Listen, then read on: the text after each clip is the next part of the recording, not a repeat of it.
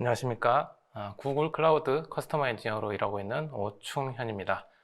쿠버네티스가 2014년 6월에 오픈소스로 출시 이후에 현재까지 많은 발전과 성공이 있었습니다. 쿠버네티스가 이제 다음으로 나아가는 방향에 대해서 간단하게 알아보는 시간을 가지도록 하겠습니다.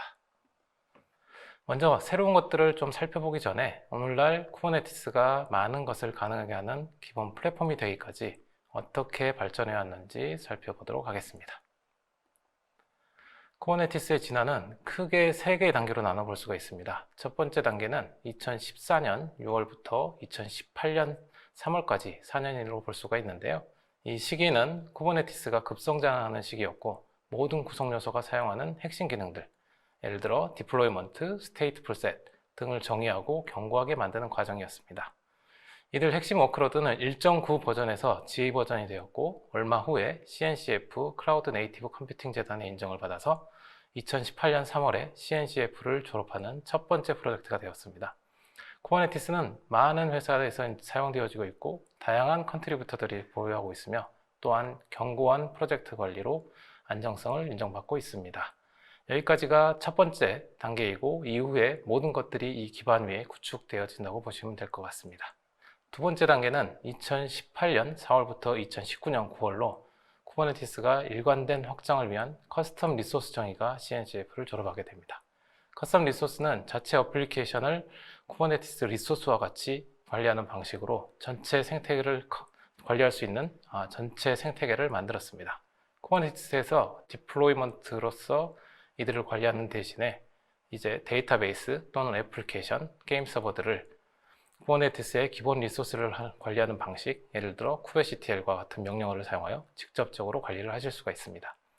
이는 클라우드 네이티브 환경에 큰 영향을 주었으며 CNCF에 100개 정도 넘는 프로젝트들이 다 이러한 커스텀 리소스를 사용해서 개발되어지고 있습니다.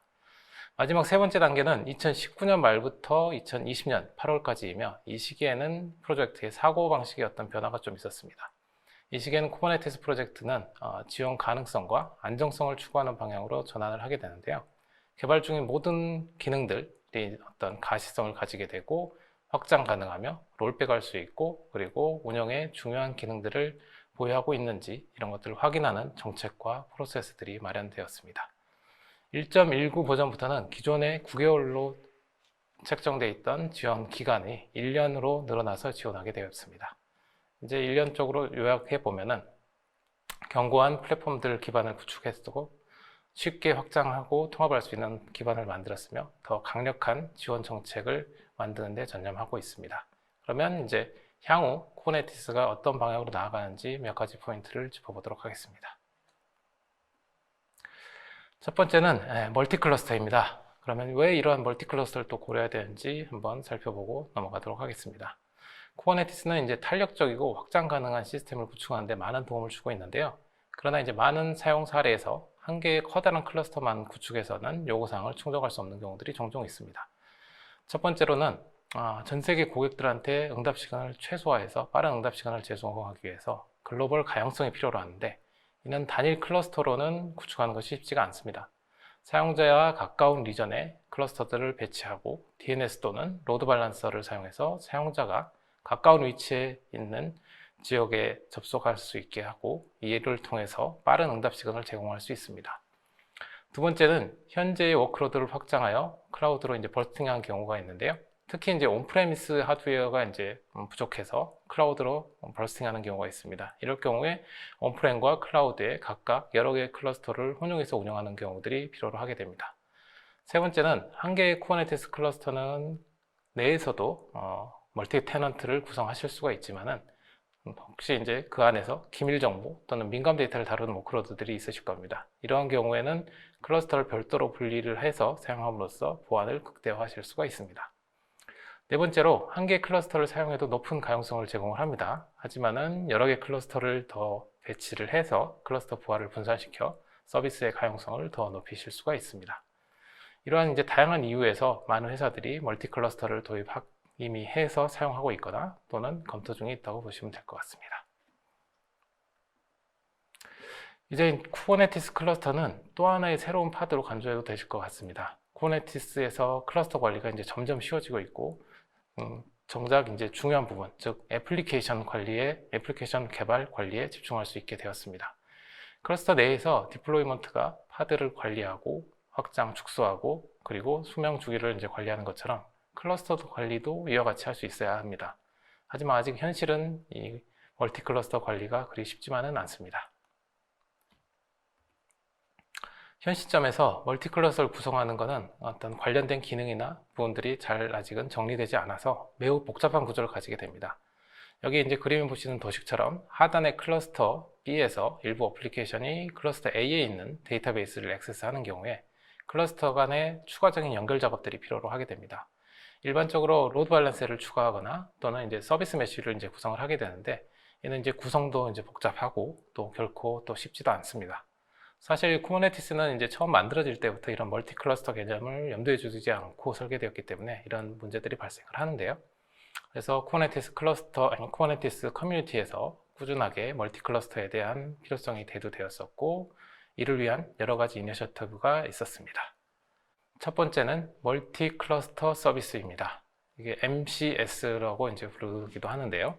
좀 용어가 일반적인 용어라서 헷갈릴 수가 있는데 MCS로 기억하시면 될 것 같습니다. 이는 클러스터 간에 쿠버네티스 서비스를 공유할 수 있는 방법을 표준화하는 새로운 커스텀 리소스라고 보시면 될 것 같습니다. 여러 개의 클러스터를 클러스터 집합으로 정의하고 각 클러스터에서 노출할 서비스를 결정하고 나면은 나머지는 이 새로운 컨트롤러가 관리를 하는 방식이 되겠습니다. 응용 프로그램에서는 사용할 서비스를 호출할 때 일반적으로 cluster.local 도메인을 이제 사용하는 대신에 새로운 클러스터 집합 서비스 도메인인 클러스터 set.local로 지정을 하시게 되면은 트래픽이 적절하게 라우팅 된다고 보시면 됩니다. 이 모델은 상당히 매우 단순합니다. 클러스터 간의 네트워킹, 서비스 검색의 복잡성들을 이제 해소하기 위해서 쉽게 사용할 수 있도록 설계가 되었는데요. 이 면에서는 많은 일들이 벌어질 것입니다. 하지만 개발자분들은 이런 것들을 신경 쓸 필요 없이 쉽게 서비스를 익스포트하고 임포트해서 멀티 클러스터 서비스 간의 통신을 이룰 수가 있습니다. 그러면 이제 멀티 클러스터 간의 어떤 서비스 간의 통신은 이제 잘 이루어지는 것을 보셨는데, 그러면 이제 제일 앞단에 있는 인그레스, 그러니까 사용자 트래픽을 받는 인그레스 부분에 대해서 살펴보도록 하겠습니다. 이를 위한 것이 이제 게이트웨이 API입니다. 인그레스 버전 2.0이라고 생각하실 수가 있는데, 쿠버네티스 인그레스를 현장에 이제 적용하면서 배운 교훈을 바탕으로 설계되었다고 보시면 될 것 같습니다. 어노테이션의 이제 과도한 사용과 같은 이제 많은 문제점들이 발생을 했었는데요. 이런 부분들을 해결하기 위해서 이 새로운 게이트웨이 API를 설계하게 되었습니다. 그리고 앞서 설명드린 멀티 클러스터 서비스에서 노출한 서비스들을 백엔드로 이제 사용하여서 글로벌 수준의 멀티 클러스터 인그레스를 관리할 수 있도록 하고 있습니다.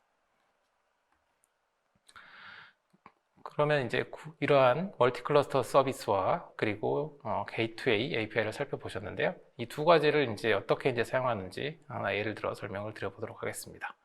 구글 쿠버네티스 엔진, 그러니까 GKE는 스탠다드와 오토파일럿 모두 두 가지 타입의 클러스터를 제공을 하고 있습니다.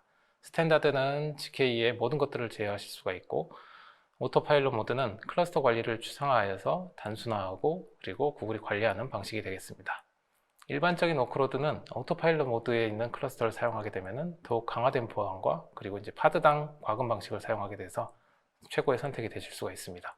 하지만 일부 워크로드들은 적합하지 않을 수도 있습니다. 왜냐하면 예를 들어서 대규모 어떤 상태 저장 어플리케이션 또는 프리빌리지 모드를 필요로 하는 파드들이 있을 건데요. 이런 특수한 기술 스택을 요구하는 어플리케이션 같은 경우는 오토파일럿 클러스터에는 적합하지가 않습니다.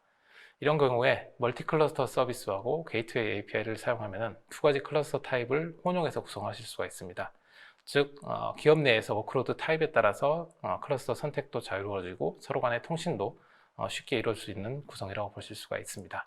그래서 이제 대부분의 일반적인 워크로드는 관리 부담이 적은 오토파일럿 클러스터에 배포를 하고, 특별한 기술 스택이 필요로 하는 애플리케이션은 스탠다드 클러스터에 배포를 하게 됩니다. 다른 타입의 이제 클러스터 간의 통신은 멀티 클러스터 서비스, 앞에서 설명드린 MCS를 사용해서 활용이 가능하시고, 전체 사용자 트래픽에 대한 관리도 게이트웨이 API를 구현한 멀티 클러스터 게이트웨이를 사용해서 앞에서 모든 트래픽을 받고 뒤에 멀티 클러스터로 분산을 시킬 수 있는 구조가 됩니다. 그러면 이것으로 이제 멀티 클러스터 지원을 위한 멀티 클러스터 서비스 MCS와 게이트웨이 API에 대해서 알아보았습니다. 두 번째는 쿠버네티스가 앞서 이제 설명드린 것처럼 애플리케이션에서는 상당히 많이 사용되어지고 있지만은 AI, ML 또는 배치 영역의 도입이 조금은 느린 것은 사실입니다. 이 부분을 이제 개선하기 위해서 몇 가지를 이제 살펴볼 텐데요. 진행해 보도록 하겠습니다. AI, ML 학습이나 배치 잡을 쿠버네티스에서 실행 시에 몇 가지 좀 어려운 점들이 있습니다. 무엇보다 쿠버네티스 스케줄러가 빈 패킹 방식 알고리즘을 사용을 하는데, 이는 단일 노드에 가능한 많은 양의 리소스들을 채워 넣으려고 하는 알고리즘이라고 보시면 될 것 같습니다. 그래서 이제 배치 작업이 리소스를 최대한 많이 사용하는 방식과 달리 약간 반대 방향으로 설계되었다고 보실 수가 있습니다. 또한 작업이 실행 시에 사용할 수 있는 리소스가 충분하지 않을 때 이걸 좀 대기했다가 다시 실행을 해야 되는데, 이러한 이제 코스케줄링 개념도 현재는 지원하고 있지 않습니다. 또한 이러한 배치 프로그램들은 대부분 애플리케이션 또는 OS 등의 이제 많은 튜닝도 필요로 하고, 수십만 개의 작업을 실행해야 되는 경우 이 정도 규모를 처리할 수 있는 확장성도 제공을 해 주어야 합니다. 이런 부분들을 이제 개선하기 위해서 몇 가지 기능들이 이제 개발 중에 있지만은, 이런 병렬 처리를 위해서 어떤 작업 큐 방식들을 많이 사용을 하게 되는데요. 이로 인한 이제 복잡성들이 많이 대두되고 있습니다. 이런 부분들을 해소할 수 있는 기능에 대해서 살펴보도록 하겠습니다. 한 개 이상의 작업을 병렬 처리로 한 처리 시에 보면은 작업 큐들을 여기 그림에 나오는 것처럼 많이들 사용하시게 됩니다. 그리고 매우 일반적인 패턴이라고 보시면 되는데, 여러 개의 데이터 세트로 이제 나누고 작업 큐를 통해서 여러 개의 워커에 할당하여 병렬로 처리하는 방식이라고 볼 수가 있습니다. 쿠버네티스는 자체적으로 이와 같은 워크플로우를 지원하지 않고 있습니다. 그래서 이제 이러한 작업 큐를 사용하는 방식이 이제 채택이 되는데, 이런 방식을 이제 사용을 하려면은 작업 큐, 그러니까 예를 들면 GCP에 펍석과 같은 다른 외부 시스템을 필요로 하게 됩니다. 그리고 작업 큐에서 작업을 이제 꺼내오고 그걸 업데이트하고 하는 이러한 관리 로직들을 또 구현을 해야 됩니다. 하지만 현재로서는 뭐 다른 방법이 없기 때문에 많은 고객분들이 이런 작업 큐를 사용해서 병렬 처리하는 배치 프로그램들을 구성하고 있습니다. 이제는 이제 쿠버네티스가 이 같은 작업을 수행할 수 있도록 기본적인 기능으로 이걸 포함시켜서 제공하려고 합니다. 그래서 여기 이제 화면에 보시는 것처럼 쿠버네티스 1.21 버전부터는 잡의 새로운 완료 모드인 인덱스드 잡이 추가되었습니다. 작업 완료 모드를 인덱스드로 이제 지정을 하게 되면은 각 파드가 작업을 실행할 때 0부터 시작하는 인덱스 식별자가 부여됩니다. 현재는 인덱스가 어떤 환경 변수를 통해서 파드에 전달되고 있는데, 향후에는 statefulset과 같은 파드 이름에도 이러한 인덱스가 부여돼서 제공될 예정이라고 보시면 됩니다. 사전에 이런 기능들을 이제 사용하기 위해서는 약간의 데이터 세트 설계가 이제 필요로 하지만은 외부 시스템을 사용할 필요가 없어서 작업 큐에서 처리할 데이터 세트 정보를 가져오기 위한 어떤 코드 추가도 필요가 없습니다. 이는 처리할 데이터 셋을 각 파드에 정적으로 할당할 수 있는 기본 방식을 제공한다고 하는 것이라고 보시면 됩니다. 어찌 보면 상당히 좀 사소한 것이지만은 많은 문제들을 해결할 수 있을 것입니다. 이외에 추가로 개발 진행 중에 있는 다른 기능 등에 대해서도 간단하게 살펴보도록 하겠습니다. 그 밖에 이제 배치 워크로드 개선을 위한 것으로 스케줄러 프레임워크가 있습니다. 이 부분은 현재는 거의 유사한 스케줄러를 사용해서 모든 워크로드들을 스케줄링하고 있는데, 다양한 워크로드들에 대해서 다양한 스케줄링 프로파일을 할당할 수 있고, 그리고 또한 이런 스케줄링 자체를 확장하고 사용자 지정이 가능하도록 하는 것들이 이제 훨씬 쉬워지게 됩니다. 두 번째는 잡을 일시 정지할 수 있는 기능이 이제 추가가 될 것입니다. 즉, 우선순위가 높은 작업을 스케줄링 할 경우에 이 작업을 완료될 때까지 우선순위가 낮은 작업들은 일시 중지하실 수가 있습니다. 스케줄링을 따로 변경할 필요 없이 우선순위가 더 높은 작업이 완료되면 낮은 순위의 작업이 다시 시작할 수가 있습니다. 마지막으로 배치 작업 지향 시스템, 배치 이제 전문 시스템 같은 경우 한 번에 수십만 개의 작업을 한 번에 이제 이거를 시작하는 경우들이 종종 있습니다. 그러면 단시간에 쿠버네티스 API에 많은 요청들이 발생을 하게 되는데, 이를 이제 페어 큐잉 방식으로 처리할 수 있는 기능이 추가돼서 안정적으로 대규모 작업을 수행하실 수가 있습니다. 이 모든 것들이 이제 결합돼서 AI, ML 및 배치 워크로드를 훨씬 더 쉽게 실행할 수 있을 것으로 기대하고 있습니다. 쿠버네티스는 요약을 하면은 쿠버네티스는 강력한 기반 플랫폼을 제공하고 있습니다. 오늘날 여러분이 사용하는 이런 핵심 기능과 디자인 패턴들을 구축하는데 4년을 보냈습니다. 또한 쿠버네티스는 확장 가능하며 이를 바탕으로 거대한 에코시스템이 만들어져 있습니다. 그리고 이제는 쿠버네티스는 점점 더 성숙하고 있습니다. 프로덕션 환경에 안정적으로 사용할 수 있도록 개선하고 있고, 향후 릴리즈는 기본 1년의 지원 기간을 보장하고 있습니다. 이제는 조금 쉬워진 것 같나요? 아직은 여전히 어렵다고 보셔도 될 것 같습니다. 하지만 너무 걱정하실 필요는 없습니다. 앞으로 더 쉽게 만들려고 노력을 하고 있고요. 많은 사람들이 쿠버네티스에서 원하는 기능이 없어서 워크어라운드를 찾아서 구현하고, 이로 인해서 복잡한 시스템을 초래하는 부분들을 많이 줄여가고 있습니다. 이러한 새로운 기능과 개선 사항 중 많은 부분들이 보면은 언뜻 좀 사소해 보일 수 있지만은 모든 사람들의 워크로드를 개선하는 데 도움이 될 것이라 확신을 합니다. 아직 쿠버네티스는 쉽지만은 않습니다. 하지만 멀지 않은 미래에 거기에 도달할 수 있을 것입니다. 오늘 제가 말씀드린 내용 중에서 조금 더 자세하게 알고 싶은 부분들이 있으면은 여기 화면에 있는 여러 가지 링크들이 있는데요. 이 중에서 특히 두 번째, Run Kubernetes with Google이라는 플레이리스트가 있습니다. 이 플레이리스트에 가시면 오늘 제가 설명드린 멀티 클러스터 서비스, 게이트웨이 API, 그리고 인덱스드 작, 이런 것들을 수행하는 방법에 대해서 상세한 영상들을 찾아보실 수가 있습니다. 자, 지금까지 구글 클라우드 오충현이었습니다. 경청해 주셔서 감사합니다.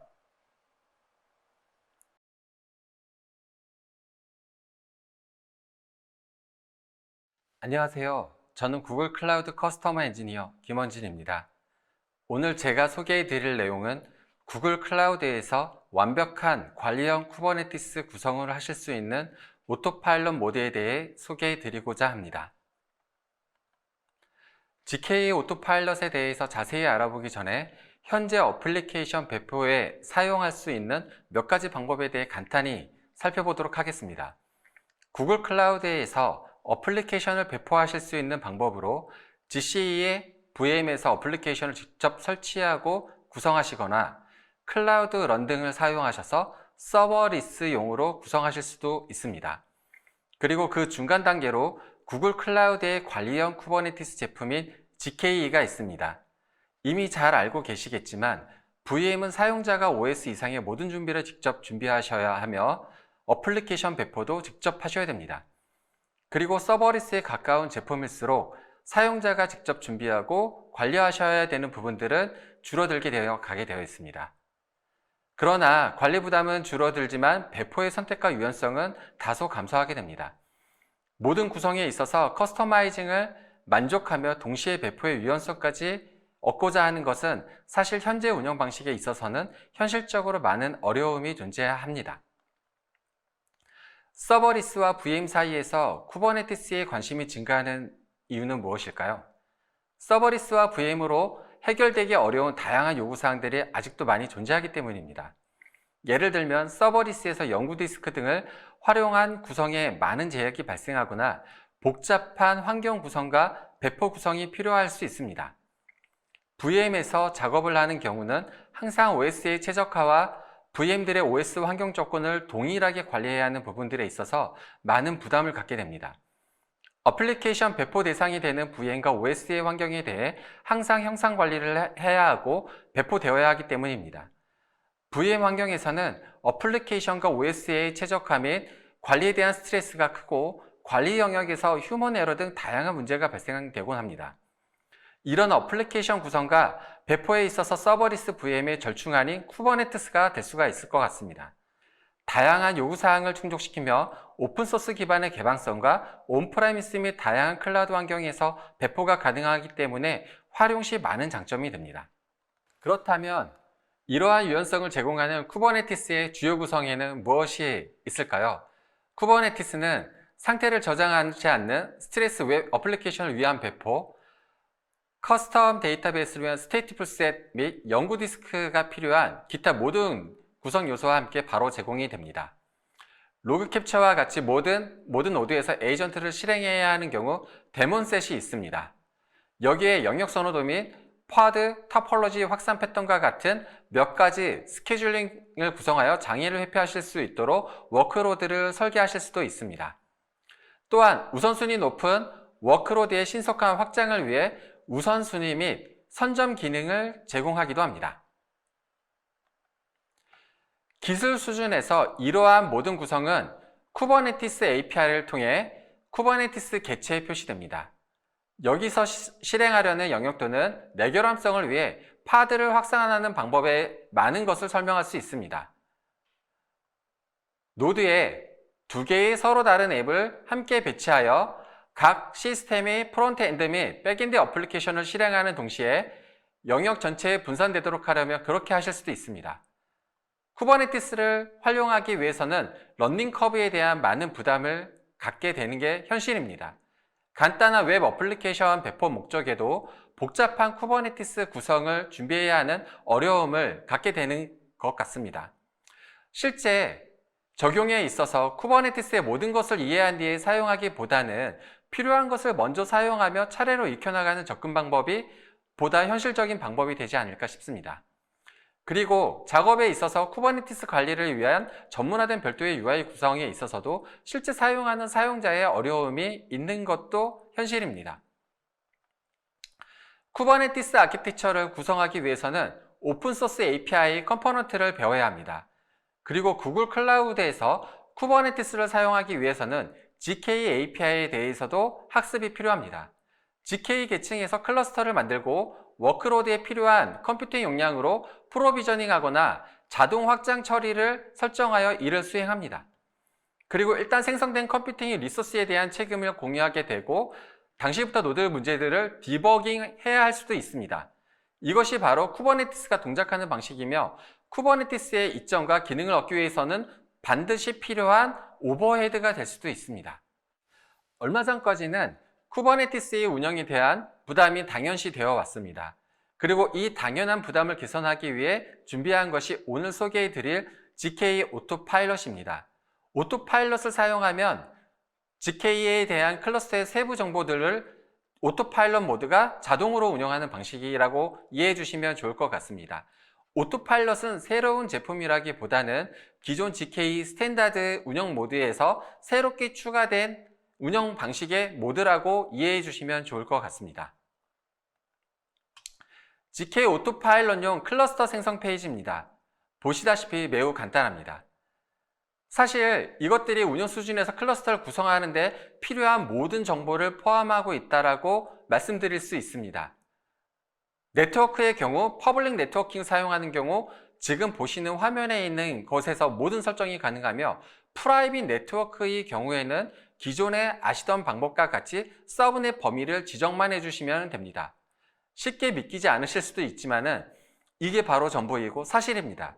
제 말이 사실인지 확인해 보실 수 있는 방법은 지금이라도 바로 저희 구글 클라우드 콘솔에 접속하셔서 구독을 신청하시고 관련된 기능을 설정해 보시면 바로 확인하실 수가 있으십니다. 10년 전 하드 클러스터를 2주간 설치하다가 클라우드에서 수분 내에 프로비저닝 하던 것 같은 놀라움이 여기에서도 이어지고 있다고 이해해 주시면 좋을 것 같습니다. 단순한 화면 구성에서 몇 가지 보안 기능 설정이 전부이고 노드나 오토스케일링 설정이 별도로 필요하지 않습니다. 많은 것을 오토스케일링 모드가 관리를 해주기 때문이라고 이해하시면 될 것 같습니다. API 개념으로 돌아가서 다시 살펴보면 이것이 의미하는 것은 무엇일까요? 기본적으로 전반적인 GK API를 사용하기 위해 해야 할 작업들은 단일 호출 create 명령어로 모든 것이 수행이 된다라고 보시면 될 것 같습니다. 기존 쿠버네티스 API의 경우에는 앞서 설명했던 것과 같이 여전히 복잡한 구성과 운영이 수반이 됩니다. 오토파일럿의 목표는 오늘날 GK 스탠드가 수행한 대부분의 작업의 부담을 줄이고 복잡한 구성에 대한 것들을 여전히 계속해서 설정하실 수 있다는 것에 있습니다. 여기서 오토파일럿의 목표는 쿠버네티스 API를 변경하는 것은 없고 실행되는 플랫폼만 변경된다는 것입니다. 플랫폼 API를 크리에이트 기능으로 축소하면서 GK 스탠다드 쿠버네티스 기능 대부분을 계속 제공할 수 있다는 것은 무엇을 의미할까요? 오토파일럿을 사용하면 항상 컨테이너 이미지와 필요한 리소스가 있으므로 쿠버네티스 명령어로 워크로드를 실행하실 수 있습니다. 오토파일럿 모드에서 실행되는 GK 클러스터에 할당이 되게 되면 해당 워크로드를 실행하는 데 필요한 노드 리소스를 자동으로 파악하고 충분한 용량을 프로비저닝하게 됩니다. 오토파일럿은 그동안 GK의 경험으로 확보된 권장 사양으로 배포가 되며 신속하게 프로비저닝 됩니다. 그리고 생성된 워크로드는 동적으로 관리가 됩니다.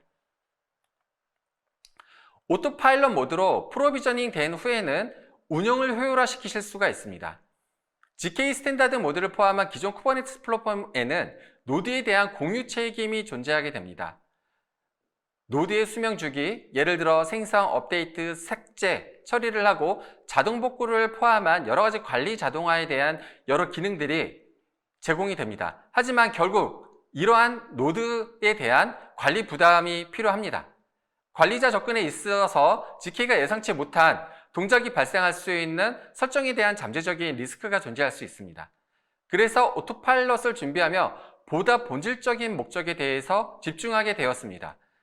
GK의 루트 권한을 제공하는 것이 정말 중요한지, 아니면 어플리케이션을 좀 더 완벽하고 안전하게 관리할 수 있는 워크로드로서 서비스를 제공하는 것이 중요한지에 대한 고민이 될 것 같습니다.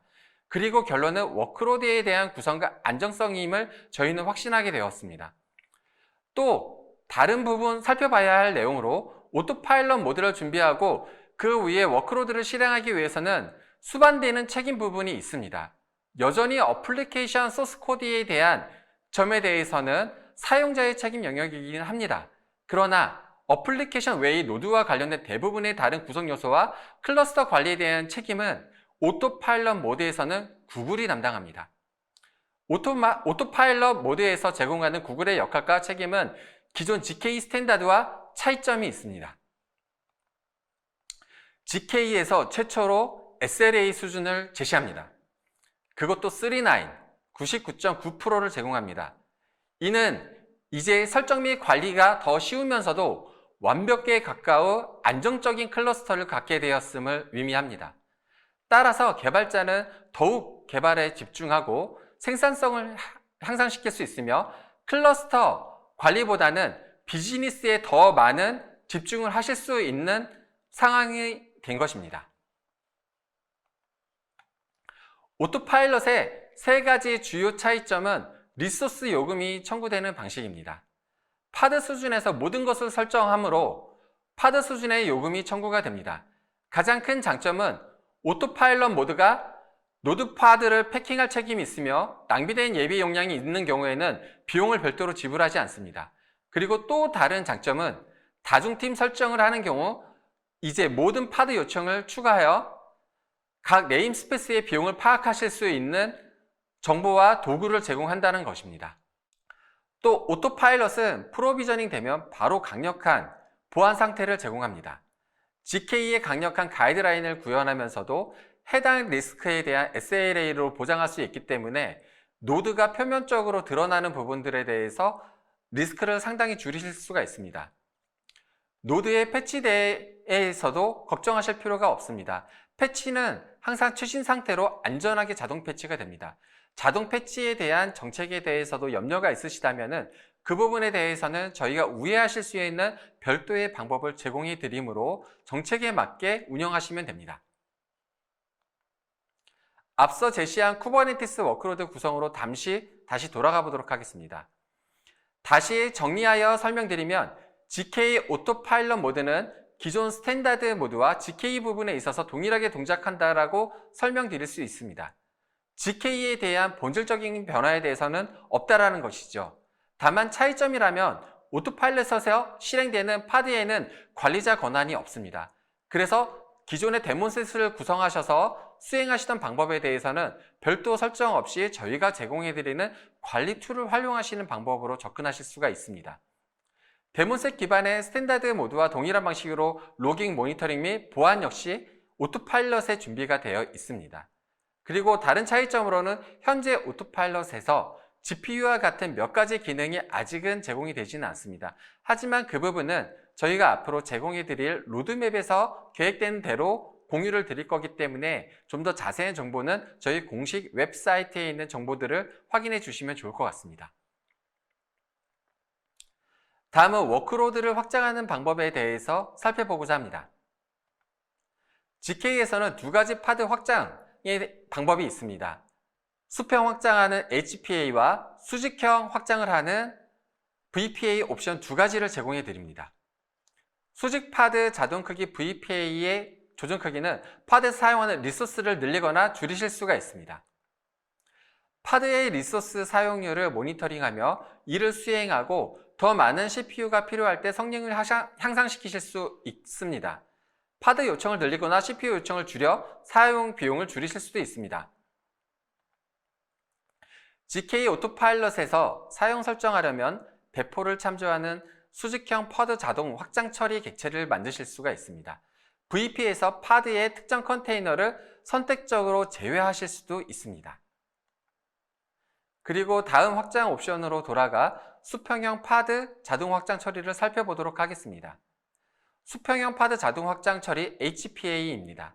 HPA는 수요에 따라 배포의 파드 복제수를 변경하실 수가 있습니다.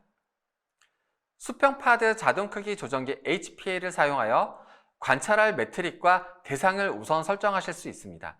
관찰 대상의 매트릭 조건에 충족이 되면 HPA는 파드를 확장하게 됩니다. 예를 들어 로드 밸런서에서 초당 100개마다 1개의 파드가 필요한 설정을 하시게 되면 그에 따른 확장을 하실 수가 있습니다. 로드 밸런스의 트래픽이 증가하면 이 설정에 따라 HPA는 안정적으로 파드를 수평 확장하게 됩니다. 트래픽이 감소하면 HPA는 그 자원을 다시 회수합니다. 회수한 자원은 바로 비용이 발생하지 않습니다. 오토파일럿에서 HPA를 설정하게 되면 관찰할 매트릭 및 원하는 대상을 설정하고 리플레이카의 최소와 최대값을 설정해서 HPA 객체를 생성하실 수 있습니다. 수평형 파드 자동 크기 조정은 CPU 메모리 또는 초당 요청수 그리고 사용자 커스터마이징된 매트릭스를 활용하실 수가 있습니다. 현재 오토파일럿은 일본 헬스케어 스타트업인 유비에서 도입해서 그 개선 효과를 확인하셨습니다. 유비는 GK를 사용하며 쿠버네티스 클러스터를 효율적으로 관리하셨지만 거기에 더해 오토파일럿 모드를 적용하셔서 클라우드 인프라스트럭처 관리보다도 위료 솔루션을 구축하는 데 더욱 집중하실 수 있었고 업무를 크게 개선하실 수 있었습니다. 이제 마무리로 정리를 해볼까 합니다. GK는 두 가지 운영 모드를 제공을 해드립니다.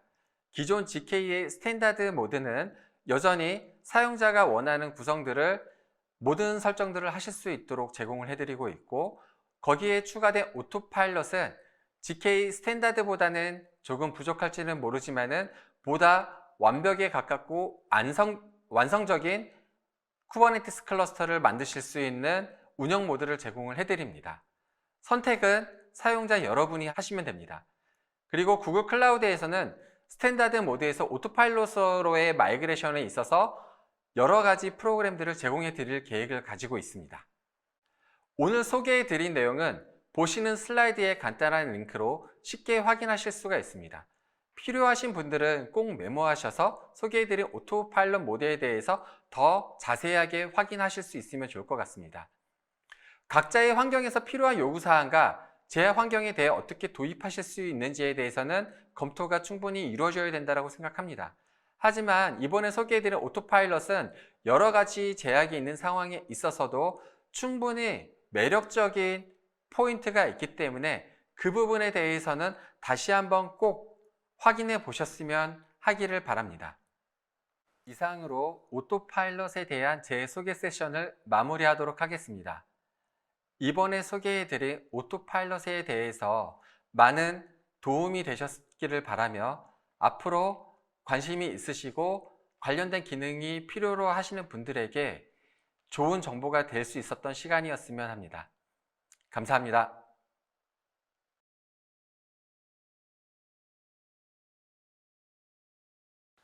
안녕하세요. 반갑습니다. 저는 구글 클라우드에서 커스터머 엔지니어로 일하고 있는 김일호라고 합니다. 이렇게 귀한 시간 내주셔서 감사드리고요. 앞으로 20분 정도 서버리스 관련 최신 기능 업데이트라는 주제로 세션을 전달해 보겠습니다. 구글 클라우드에서는 구글 클라우드 넥스트라고 해서 매년 굉장히 커다란 행사가 열립니다. 거기에서 굉장히 다양한 새로운 서비스와 기술이 소개가 됩니다. 클라우드 컴팀은 굉장히 다양한 기술군들을 가지고 있는데요. 그 중에서도 오늘은 서버리스 관련되는 부분에 대해서 업데이트를 알아보도록 하겠습니다. 일단 서버리스라는 이야기를 아마 들으시는 분들께서도 많이 들어보셨을 텐데요.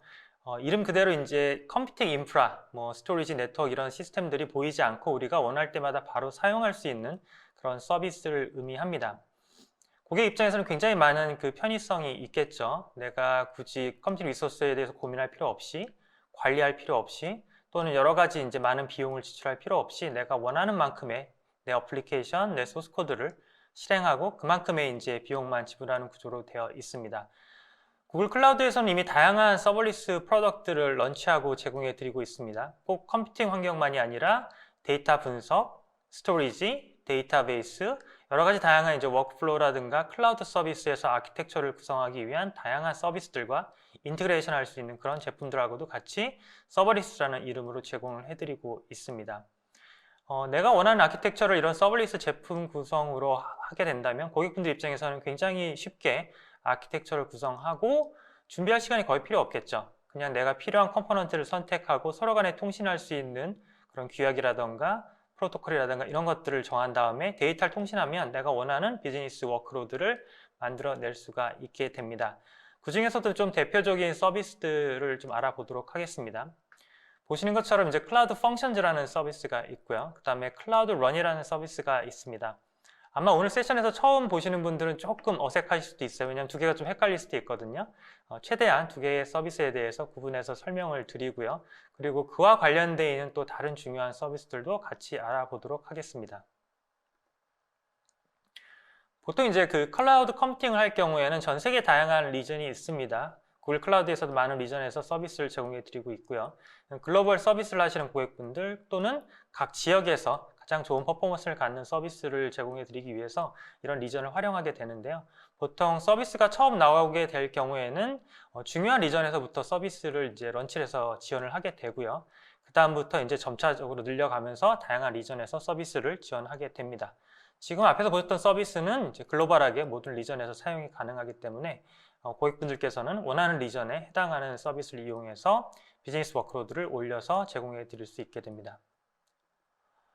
자, 클라우드 펑션즈에서 좀 알아보도록 하겠습니다.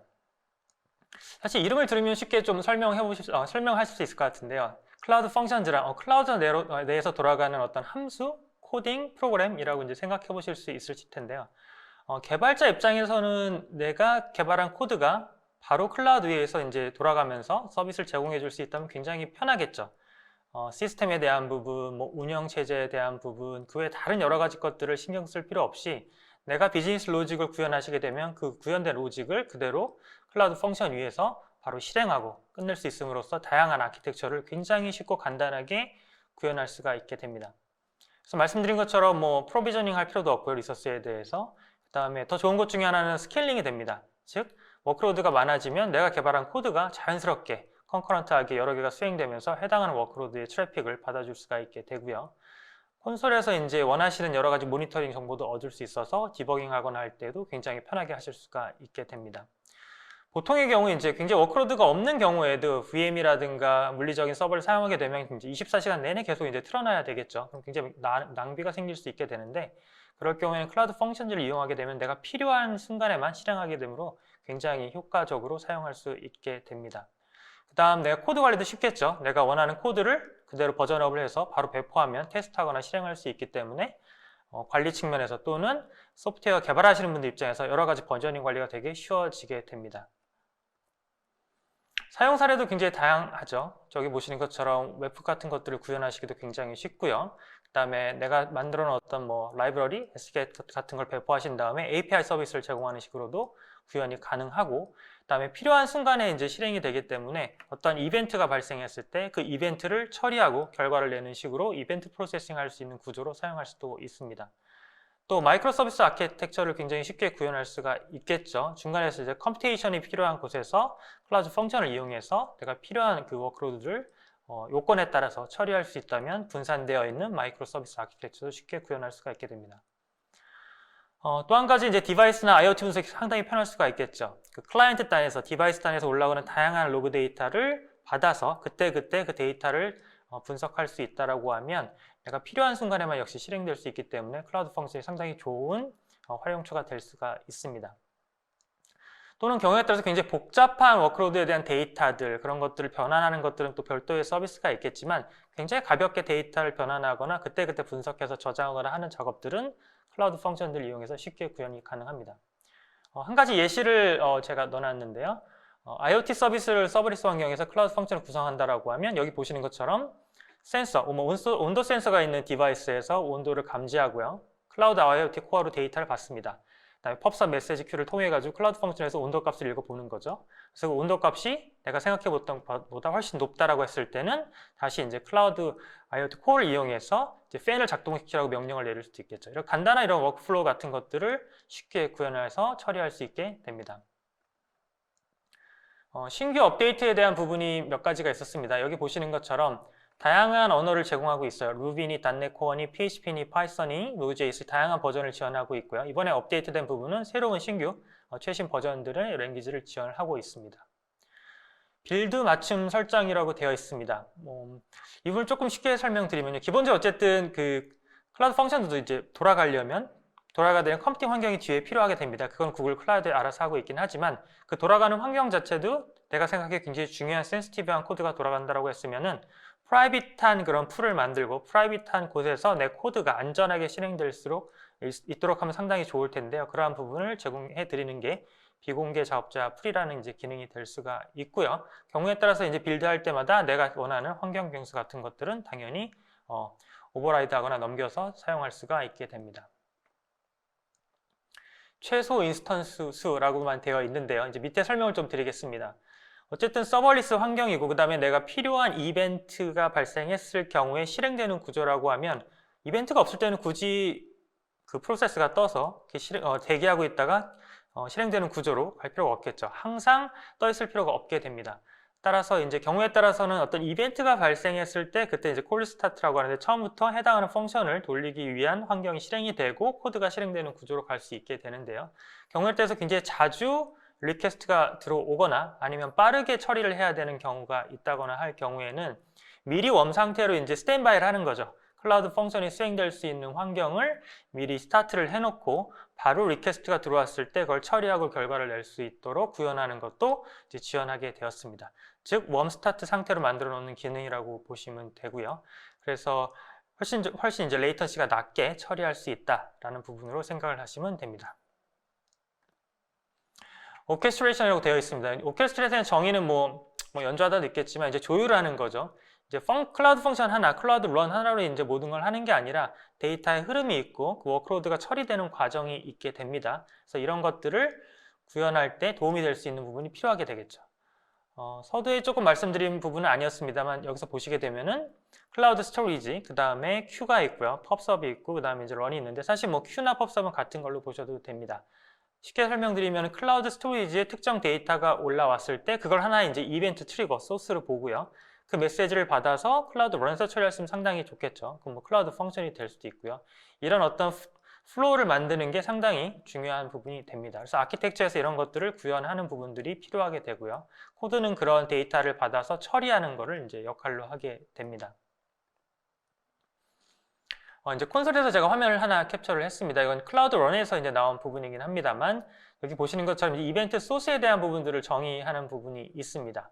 그러니까 이벤트 소스는 이제 뒤에 설명드리겠지만 굉장히 다양한 이벤트 소스가 있을 수 있고요. 내가 거기서 어느 소스에서 받겠다, 권한 이런 것들에 대해서 정의를 한 다음에 거기서 올라오는 데이터를 받아서 처리하는 구조로 아키텍처를 구현하시게 됩니다. 그 중에서도 이제 이벤트 아크라는 게 있습니다. 이건 뭐냐면 여러 가지 그 소스가 굉장히 다양할 수 있잖아요. 여러 가지 구글 클라우드의 서비스도 될 수가 있고 고객분이 직접 개발하신 어플리케이션이 될 수도 있고요. 또 다른 이제 SaaS 베이스의 어떤 그런 별도의 다른 서비스 프로바이더도 소스가 될 수가 있습니다. 중요한 건 그 데이터를 받아서 안전하게 전달을 해서 클라우드 런이나 클라우드 펑션에서 이제 실행하는 구조가 되는 게 일반적으로 이제 그런 어떤 이벤트 드리븐 아키텍처라고 하는데 그런 아키텍처를 구현해서 비즈니스 워크로드를 쉽게 구현하는 구성이 될 수가 있고요.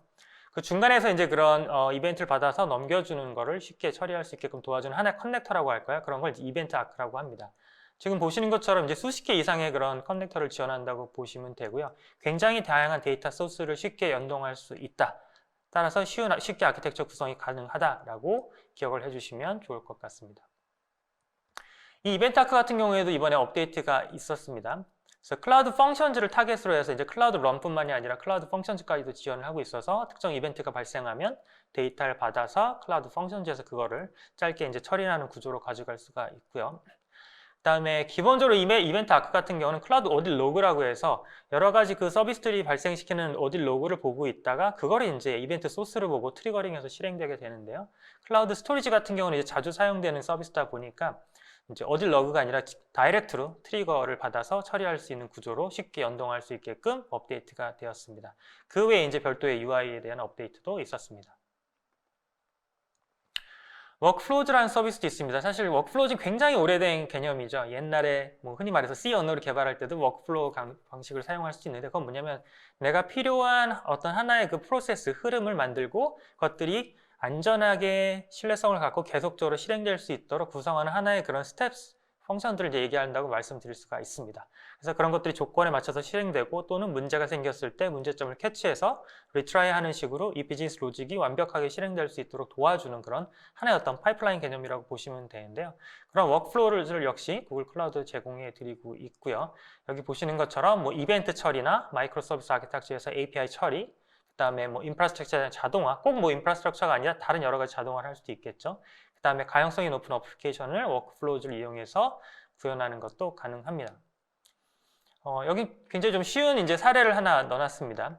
우리가 예를 들어서 이제 개발 서버가 이제 클라우드 위에 VM에 있다고 했을 때요. 6시 이후에 이제 퇴근을 하게 되면은 굳이 이제 그 시스템을 켜놓을 이유가 없겠죠. 불필요하게 비용이 낭비가 될 테니까요. 그래서 간단한 워크플로우를 만듭니다. 6시가 넘어가면 트리거가 돼서 지금 사용되지 않는 개발 VM, 개발용 VM들을 모두 스탑시키게 되는 거죠. 또는 터미네이션 할 수도 있을 거고요. 그런 다음에 뭐 하나 더 만들 수도 있을 거예요. 다음날 아침 7시에는 또 개발 서버들을 스타트하는 식으로 자동화할 수 있는 그런 간단한 아키텍처도 워크플로우즈를 통해서 구현할 수가 있게 됩니다. 이런 워크플로우즈도 업데이트가 있었습니다. 콜백 함수를 이제 지원하는 부분이 생겼고요. 그 다음에 여러 구글 클라우드 프로덕트와 연결할 수 있는 그런 커넥터도 제공을 하고 있습니다. 그 다음에 이전보다 훨씬 더 퍼포먼스가 커졌기 때문에 좀 더 많은 워크로드를 동시에 또 실행할 수가 있게 되었습니다.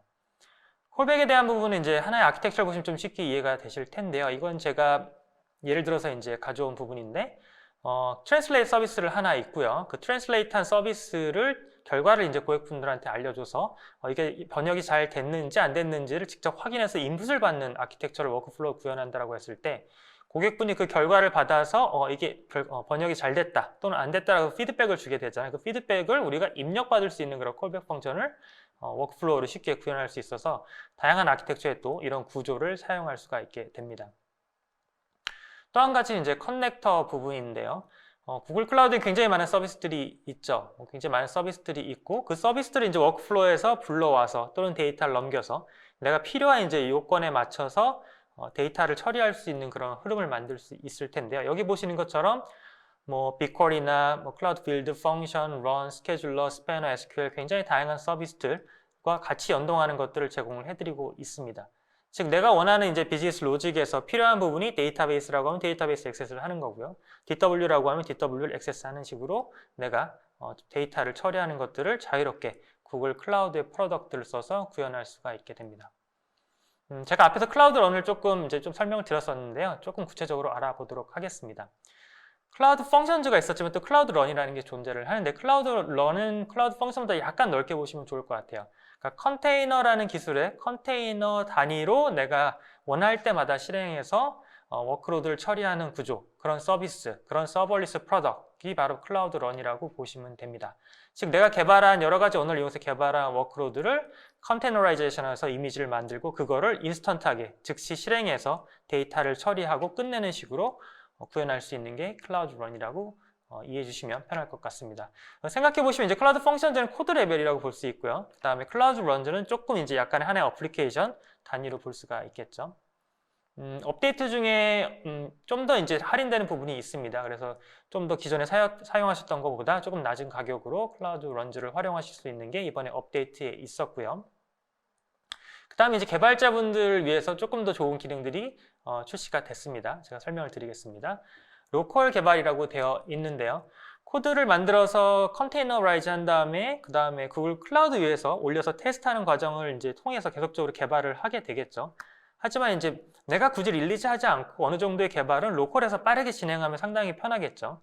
그래서 개발 환경 내에서 클라우드 런에서 이제 바로 돌리는 게 아니라 테스트하고 개발하는 것들 지속적으로 할 수 있는 그런 에뮬레이션들을 제공해 드리고요. 그게 이제 로컬 개발을 위한 새로운 기능이라고 보시면 됩니다. 그래서 어느 수준까지는 로컬에서 다 개발을 하시고요. 테스트하시고 필요할 때 이제 클라우드 런 위에서 테스트하시는 구성으로 가보실 수가 있겠죠. 그다음에 배포도 이제 쉽게 가능합니다. 개발이 거의 다 끝나고 그거를 패키지로 묶어서 컨테이너라이즈 한 다음에 클라우드 런으로 배포하고 그런 소스 같은 것들 또는 이미지 같은 것들은 역시 또 클라우드 내에 아티팩트 레지스트리를 통해 가지고 저장한다거나 하는 식으로 쉽게 일련의 배포 과정을 쉽게 만들어 갈 수가 있게 됩니다. 그러니까 개발하시는 분들한테는 상당히 편하실 수가 있을 거고요. 그다음에 추가적인 모니터링 서비스들도 제공을 해드리고 있습니다. 그래서 분석하거나 디버깅의 목적으로 역시 사용을 할 수가 있고요. 퍼포먼스적으로도 상당히 좋아진 게 있습니다. 사실 클라우드 펑션즈나 클라우드 런즈는 내가 필요할 때 이벤트가 있을 때 실행되고 끝나는 구조를 가지고 있죠. 하지만 경우에 따라서는 프로세스를 좀 오랫동안 지속해야 될 경우, 뒤에서 백그라운드 잡이 있을 경우, 비동기로 개발해서 어떤 데이터 값의 리턴 값을 기다리는 경우, 이러한 경우에는 주기적으로가 아니라 계속적으로 좀 실행되어야 될 요건이 있게 됩니다. 그럴 경우에는 CPU allocation, CPU 할당을 통해 가지고 클라우드 런즈가 지속적으로 실행될 수 있게끔 도움을 드리는 기능도 새롭게 출시가 되었으니 꼭 확인을 해보시면 좋겠습니다. 그리고 이제 클라우드 컨테이너가 들어가려면 컨테이너 밑에 이제 리눅스 환경이 필요한데요. 그 환경도 상당히 업그레이드가 됐습니다. 그래서 기존에 지원하지 않던 뭐 네트워크 파일 시스템이라든가 그다음에 몇 가지 뭐 리눅스의 호환성에 대한 시스템 콜이라든가 이런 것들을 지원을 해드리고 있고요. 그래서 내가 원할 경우는 1세대 또는 2세대를 선택해서 클라우드 런즈 컨테이너 환경을 선택해서 실행할 수가 있게 됩니다. 조금 쉽게 설명해드리면 2세대가 성능적으로 훨씬 더 많이 필요할 때 선택하시면 좋을 것 같고요. 파일에 대한 액세스가 필요할 때 선택하시면 좋을 것 같고요. 그게 굳이 필요 없을 경우에는 1세대를 사용하셔도 무방합니다. 그리고 보시는 것처럼 기능이나 뭐 메모리, CPU에서 퍼포먼스가 늘어났기 때문에 만약에 굉장히 연산이 많이 필요한 그런 경우에도 쉽게 사용하실 수가 있고요. 그 다음에 동시 사용할 수 있는 개수도 늘어나서 여러 개의 동시다발적인 워크로드 처리가 가능하게 되었습니다. 또 보안 부분도 안 볼 수가 없겠죠. 보안 같은 경우에 여기 보시는 여러 가지 컴플라이언스를 당연히 만족하고 있어서 조금 예민한 데이터들을 처리하는 것도 클라우드 런 위에서 가능하게 됩니다. 그리고 내가 처리해야 되는 데이터가 외부에서 노출되지 않고 내부에서 있는 트래픽에서 처리하겠다라는 식으로 구성하는 필요한 그런 방화벽이라든가 이런 기능들, 프라이빗한 네트워크 환경 안에서 처리해야 되는 경우도 지금 여기 보시는 것처럼 새롭게 지원하는 기능이니까 확인해 보시면 좋을 것 같습니다. 서비스 보호 같은 경우는 시크릿 매니저를 통해서 특정 그 크리티컬한 키 같은 것들을 필요할 때 다운로드가 아니라 시크릿 매니저에 있는 데이터를 가져와서 안전하게 액세스할 수 있는 것들을 지원하고 있는데요. 내가 API 콜을 한다. 그때 특정 키가 필요하다라고 하면 여기다 키를 넣고 안전하게 공유해서 쓸 수도 있겠죠. 그 다음에 뭐 바이너리 어서라이제이션, 그 다음에 고객이 필요할 경우 데이터 인크립션을 위한 암호화 키 관리 이런 것들도 보안 기능을 위해서 지금 지원을 하고 있습니다. 그래서 내가 안전하게 데이터를 처리해야 된다, 키 관리가 필요하다 이런 부분들에 대해서는 지금 새로 업데이트된 기능들을 꼭 확인해 보십시오. 앞에서 제가 이제 클라우드 펑션스, 이벤트 아크, 워크플로우, 클라우드 런 이렇게 해서 다양한 그런 서비스들을 설명드렸는데요. 하나가 아니라 다 같이 이제 사용되면 내가 원하는 아키텍처를 구성해서 서버리스 환경에서 쉽게 마이크로 서비스 아키텍처를 구현하실 수가 있습니다. 네, 20분이라는 좀 짧은 시간에 다양한 서비스를 소개시켜 드렸는데요. 아무쪼록 많은 도움이 됐으면 좋겠습니다. 감사합니다.